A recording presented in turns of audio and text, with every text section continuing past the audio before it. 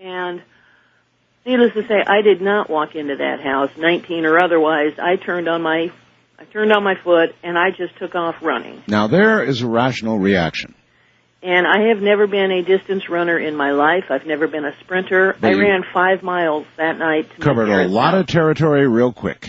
And it turns out they still don't know exactly what happened, but within a month, my boyfriend's brother committed suicide in that house within a month after this party, and within 2 days after that, his girlfriend committed suicide.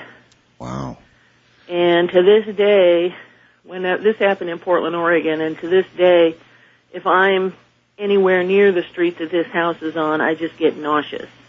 Give it good, wide berth. And, I just say that there was something there that told me not to go in, did not want me in there. Well, you reacted rationally, unlike my previous caller, and yes. I appreciate your call. Thank you. That was rational. That's what I would do.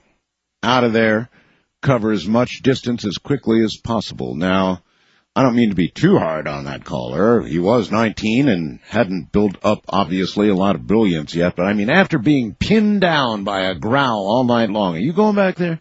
And are you going to the basement? And are you going to a little tiny area in the basement? Well, I guess. Maybe at 19. East of the Rockies, you're on the air. Hello. Hey there. Hey there. How you doing, Art? Okay, where are you?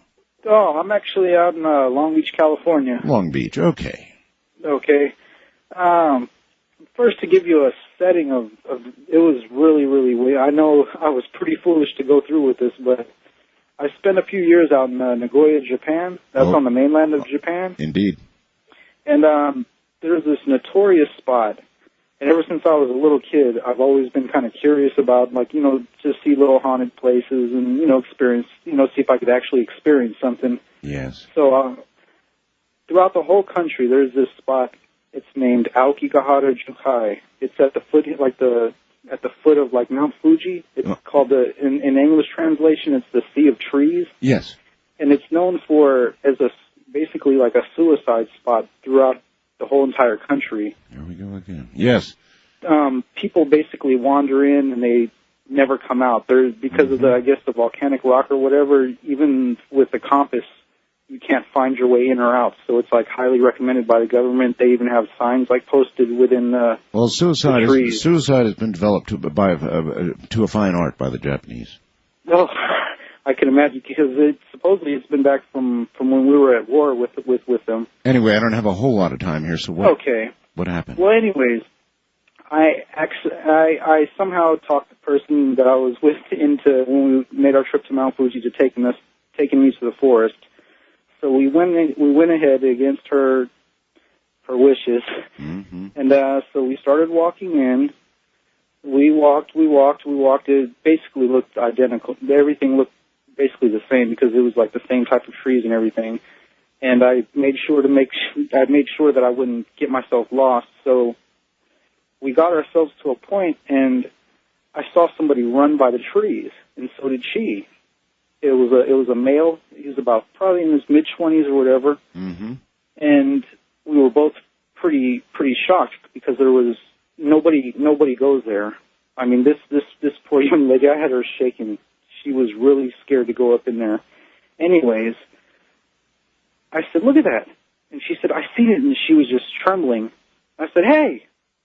And I ran to the trees where he was. And as soon as I got there, there was blood all over this tree. And there was a piece of rope, and it looked like it had been ripped, or somehow it was mangled. Well, you were in the forest of the dead. Yeah, basically, yeah. Actually, the police go in there only once a year to get the people that have killed themselves, because they get lost themselves. They have to actually mark the trees. Yes, what this man says is true. It might not seem it, but in Japan, suicide. And so, with what we've heard about suicide tonight, what you've told me is no surprise. That would be an intensely haunted area. The people who commit suicide don't really leave, Well, the feeling I was looking for, I think I actually experienced it. Uh-huh. Anyways, I looked on the tree. There was actually like a little straw. It was made out of straws. It was a cross, and it was pinned right onto that exact tree where I seen the person running, where we actually saw the person running. Yes. And there was I don't read Japanese myself, but she translated it, and it was basically he had written his death note on the tree. Yeah. And as soon as I got up to, I basically yanked her over there to see it, and it's basically about 5 or 10 seconds later of just standing there in shock. Raindrops. It wasn't even really a gloomy day, but it was almost nighttime, so it was kind of dark. I'm sure you could kind of get the picture of how it would look in a forest. Yes, just a moment left. Okay. The raindrops started hitting in like a 10-feet circle just around us only. And she fell to her knees, and I had to actually pick her up, and we got the blank house there. Well, of course, another totally rational reaction. Thank you very much. In the Forest of the Dead in Japan, where the attitude about death and dying and religion and everything, for that matter, is so different that it's hard to contemplate here. On the international line, you're on the air with Ghost to Ghost AM. Hello. Hi, this is Nancy. Hello, Nancy. Where are you? I'm in Germany. Germany. What part? What part? I'm Bavaria. Bavaria. Okay, Nancy. What's up? Well, I have a ghost story from the early 70s when my husband and I had bought a great big house. And he was a policeman and usually worked at night. And even on the nights when he was home, strange things would happen, but he never seemed to notice any of this. And it started when lights were flipping on and off, and I thought my young son, who was about 3 or 4, was getting up at night and leaving the lights on, so I thought I would try and trick this ghost and pretend like I was going to sleep and see if it was my son or what was happening. Mm-hmm. So one night I probably fell asleep for a nanosecond, and the lights went on. So I ran out there, out in the hallway, to see if it was my son, and then there was knocking on the window. So I ran and jumped back in bed, and my brother used to babysit in that house, and he said the handles on the dresser used to flip, and so he stopped babysitting. One night I was downstairs ironing, watching TV. Yes.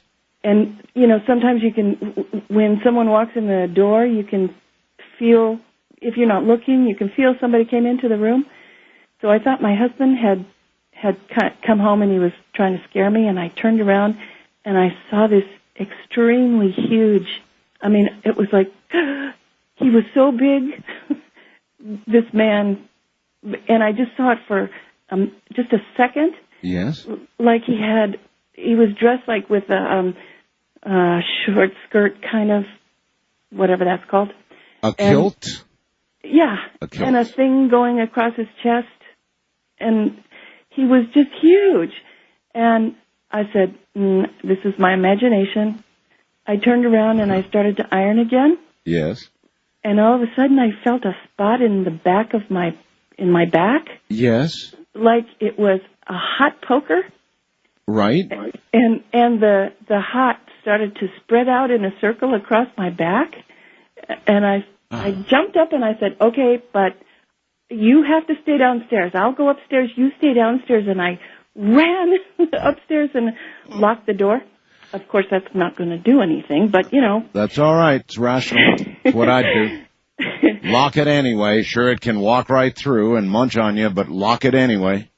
And then it finally, this happened like about the first 2 or 3 months we had moved into this house. Yes.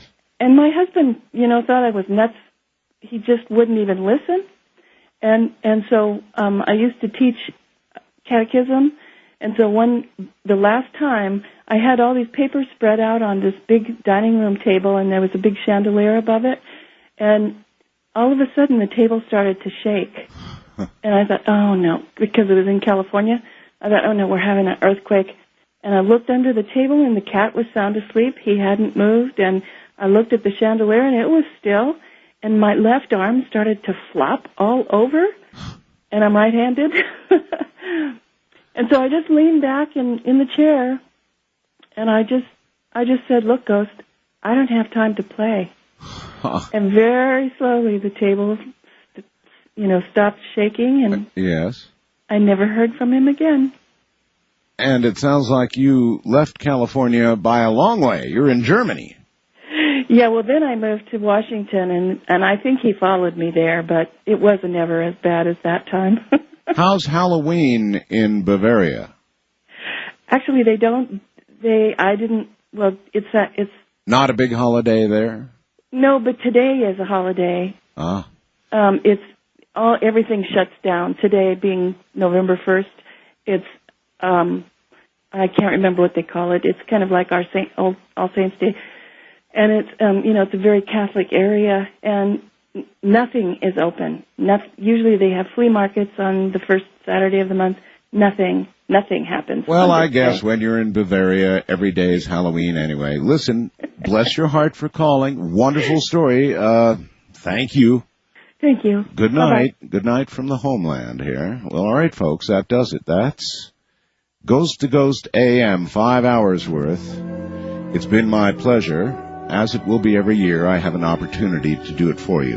One thing it should have done is to have caused you to stop for a moment and think as you listen to some of these obviously true stories. There's got to be something more. From the high desert, good night. Nights in white satin